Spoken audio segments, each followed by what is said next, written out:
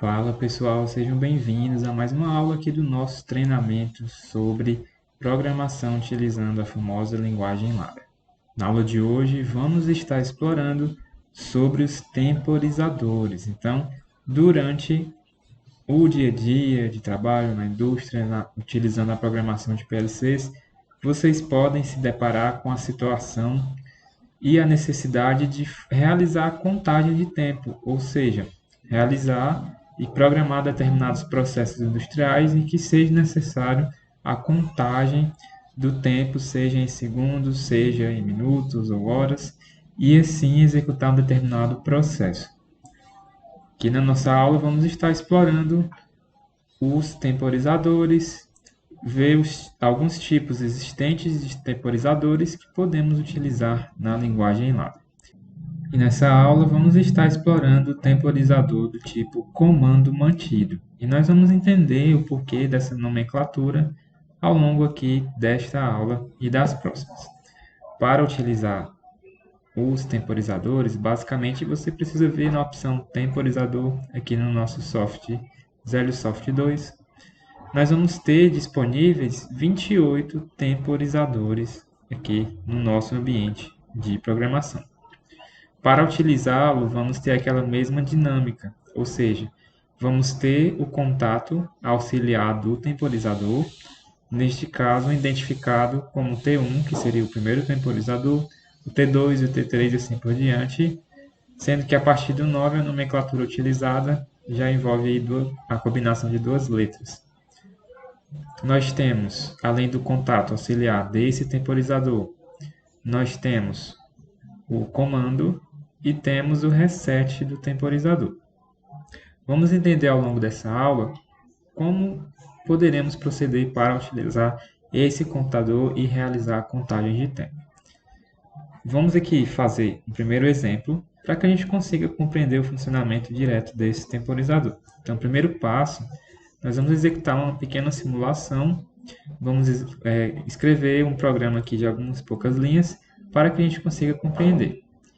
Vou inserir uma entrada, nós já sabemos fazer a entrada I1, e essa entrada I1 ela vai conduzir a uma saída que vai ser a saída do temporizador.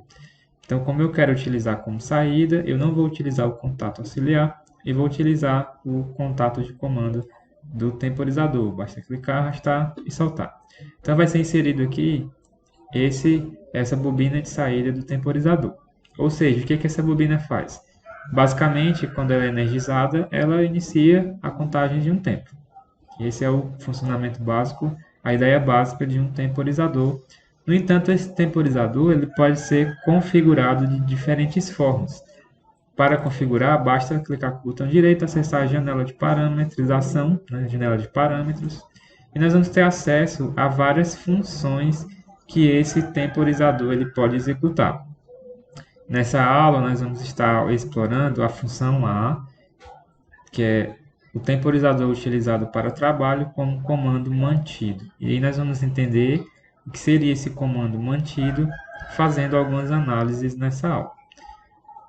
Além dessa funcionalidade, que é a função A, nós temos outra função A, só que a função A, Azinho, posso dizer assim, onde nós temos o impulso, nós vamos ter a função espera, a função passagem, várias outras funcionalidades aqui que esse temporizador ele pode assumir.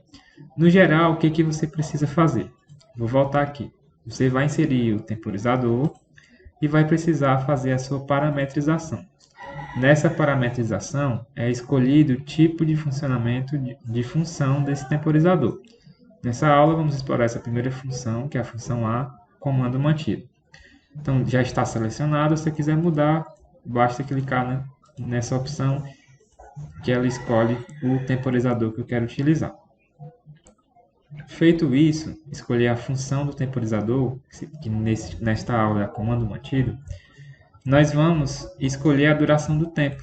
Então, eu vou colocar, por exemplo, que a unidade de tempo que eu quero, nessa caixa, vou colocar aqui em segundos.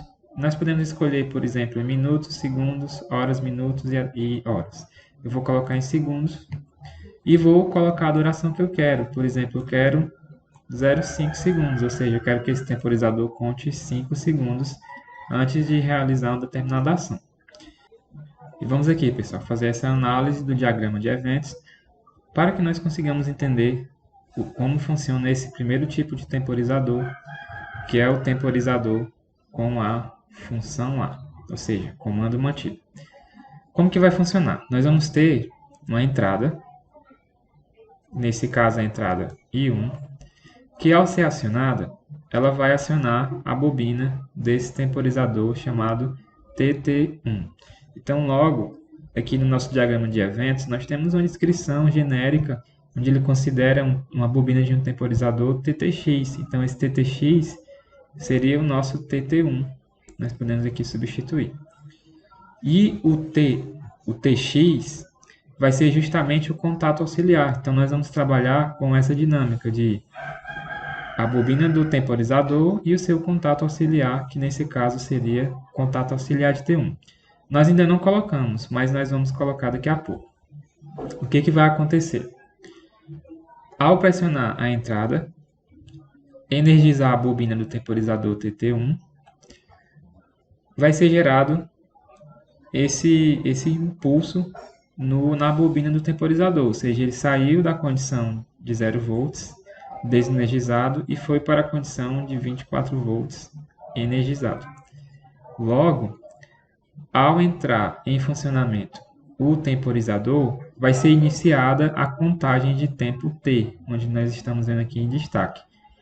Esse intervalo de tempo é justamente essa duração que nós selecionamos, nesse caso de 5 segundos. Então, T selecionado vai ser igual a 5 segundos. Então, nós configuramos esse tempo. Então, esse intervalo de tempo aqui, que está em destaque, ele vai ter a duração de 5 segundos.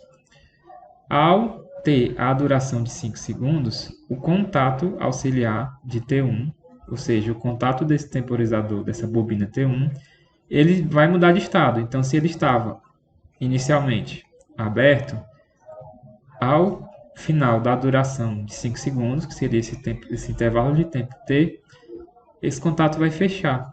Logo, ele vai sair da condição de 0 volts, ou seja, aberto, e vai passar para a condição fechado, onde ele vai permitir a condição de corrente no fluxo. Nós vamos já entender qual a dinâmica de utilização desse temporizador com seu contato auxiliar. Então, esse primeiro tipo, chamado comando mantido, ele vai trabalhar com essa dinâmica. Energiza a sua bobina, conta o tempo, depois ele vai fechar o contato auxiliar, permitindo que nós possamos executar algum outro processamento. Então, eu vou aqui colocar esse contato auxiliar, que é o contato auxiliar do temporizador TT1, para que a gente consiga aqui fazer as nossas análises e verificar o funcionamento desse temporizador. Vamos aqui colocar o contato auxiliar do temporizador T1, basta você vir aqui em temporizadores, nós pegamos o comando de T1, então vamos pegar o contato auxiliar de T1, basta clicar aqui em contato, arrastar e colocar ele aqui. Então nós temos agora o temporizador e o seu contato auxiliar. E vamos gerar aqui o caminho de fluxo para que seja acionada uma saída Q1. Vamos colocar uma saída Q1 desse primeiro tipo que nós vimos para fazer aqui o nosso exemplo. Feito isso, o que nós vamos fazer? Nós vamos analisar o funcionamento desse temporizador. Para isso, vamos necessitar fazer uma simulação. No entanto, eu vou fazer aqui uma explicação prévia do seu funcionamento. Então, nós vamos acionar a entrada. Vai existir um fluxo nesse sentido, acionando o temporizador. Nós vimos naquele diagrama que nós vamos ter o diagrama de eventos, que ao temporizador TT1 ser acionado, ele vai gerar esse impulso, e o seu contato auxiliar, chamado T1, ele vai iniciar uma contagem de tempo. Então, esse contato auxiliar, a partir do momento que que energizou a bobina vai iniciar uma contagem de tempo, T, e esse tempo nós configuramos em 5 segundos. Após essa contagem de tempo, ou seja, durante a contagem desse tempo, o temporizador continua com seu contato auxiliar aberto, ou seja, esse contato aqui continua aberto. Decorridos os 5 segundos, ou seja, decorridos os 5 segundos, vai ser gerado um estouro do temporizador, que assim nós chamamos, usando esse jargão, ou seja, o temporizador vai estourar, estourou o tempo. Esse contato de T1 ele vai mudar o seu estado, então ele vai passar de aberto para fechado, logo vai haver essa transição de estado e T1 vai passar a estar acionado. Então ele vai ficar mantido acionado, ou seja, ele vai ficar mantido acionado durante o tempo que a entrada estiver mantida, ou seja, essa entrada I1. Então, enquanto a bobina TT1, essa bobina aqui, ela estiver energizada, depois que houver o estouro do tempo, ou seja, enquanto ela estiver energizada, o contato de T1 vai continuar energizado. A partir do momento que eu abrir esse botão I1, essa entrada I1, a partir do momento que eu abrir a entrada I1, vai haver essa transição de estado de energizado para desenergizado. E neste caso, o contato de T1, que é esse contato que fechou, ele vai abrir.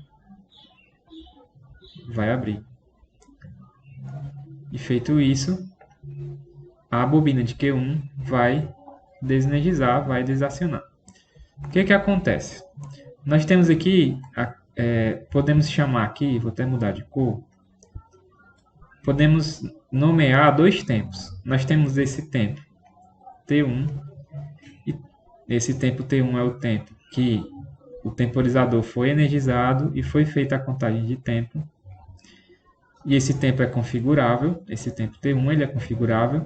E nós temos um tempo que nós podemos chamar, eu vou mudar de cor, temos um tempo que nós podemos chamar de T2, de tempo T2. Vou chamar aqui esse outro intervalo de tempo de T2. Aí, para ficar melhor, vou colocar maiúsculo para ficar melhor, seguindo aqui a nomenclatura. Vou chamar de T2. Esse tempo T2, ele é um tempo que ele vai depender da duração em que essa entrada I1 esteja acionada. Então, por exemplo, enquanto esse tempo T1 ele tem uma duração pré-determinada, o tempo T2 ele vai depender somente do tempo que o operador vai ficar pressionando o botão, por exemplo, uma botoeira conectada na entrada I1. Então, esse tempo T2 ele é variável, ele pode ser 1 segundo, 2, 3, 10 segundos, 60 segundos, ou seja, o tempo que a bobina de TT1, no temporizador, estiver mantida energizada.